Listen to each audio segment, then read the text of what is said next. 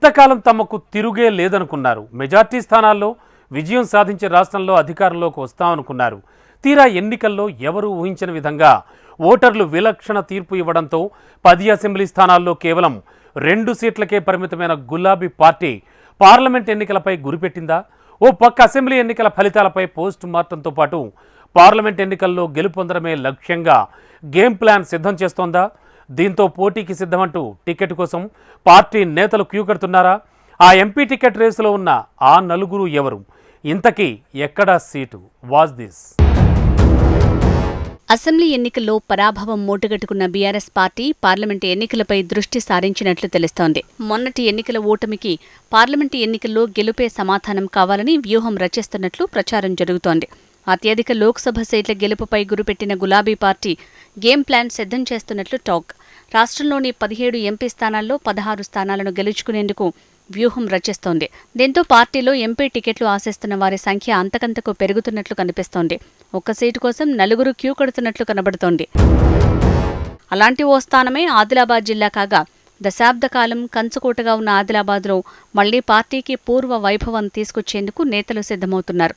త్వరలో జరిగే పార్లమెంటు ఎన్నికల్లో విజయం సాధించాలనే పట్టుదలతో ఉన్న పార్టీ అధిష్టానం ఎంపీ ఎన్నికలను ప్రతిష్టాత్మకంగా తీసుకుని జిల్లాల వారీగా పార్టీ శ్రేణులను సమాయత్తం చేసేందుకు చర్యలు తీసుకుంటోందట.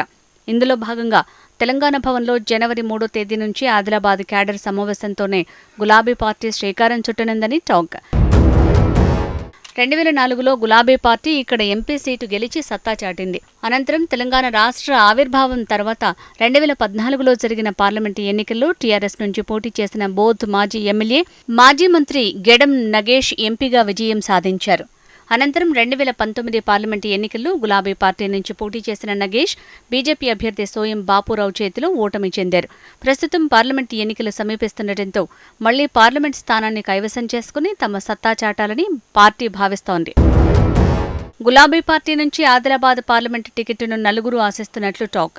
ఇందులో ప్రధానంగా బోధ్ నియోజకవర్గానికి చెందిన మాజీ మంత్రి, మాజీ ఎంపీ గెడం నగేష్ ఖచ్చితంగా పోటీ చేస్తానని ప్రకటించి ఇప్పటికీ గత 3 రోజులుగా బోధ్ నియోజకవర్గంలో క్యాడర్తో సమావేశాలు నిర్వహించారు. అసెంబ్లీ ఎన్నికల సమయంలో ఆసిఫాబాద్ సిట్టింగ్ ఎమ్మెల్యే ఆత్రం సక్కుకి టికెట్ ఇవ్వకుండా ఆయనకు నచ్చజెప్పి గులాబీ పార్టీ నుంచి ఎంపీ టికెట్ ఇస్తామని అధిష్టానం అప్పట్లోనే ప్రకటించింది.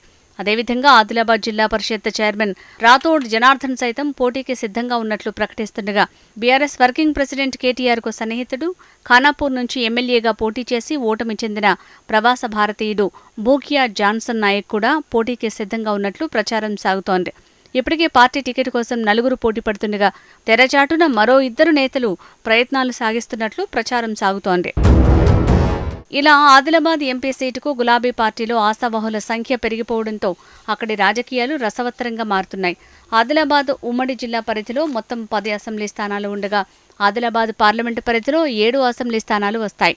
ఇందులో ఆదిలాబాద్, బోధ్, నిర్మల్, ముథోల్, ఖానాపూర్, ఆసిఫాబాద్, సిర్పూర్ నియోజకవర్గాలు కాగా, అసెంబ్లీ ఎన్నికల్లో 10 స్థానాల్లో 4 కాంగ్రెస్, 4 బీజేపీ, 2 బీఆర్ఎస్ పార్టీలు గెలుపొందాయి. మరి మొన్నటి అసెంబ్లీ ఎన్నికల్లో 3 ప్రధాన పార్టీలు పోటాపోటీగా ఓట్లు తెచ్చుకోవడంతో ఆదిలాబాద్లో పార్లమెంటు ఎన్నికలు హాట్గా మారనున్నాయంటున్నారు రాజకీయ విశ్లేషకులు.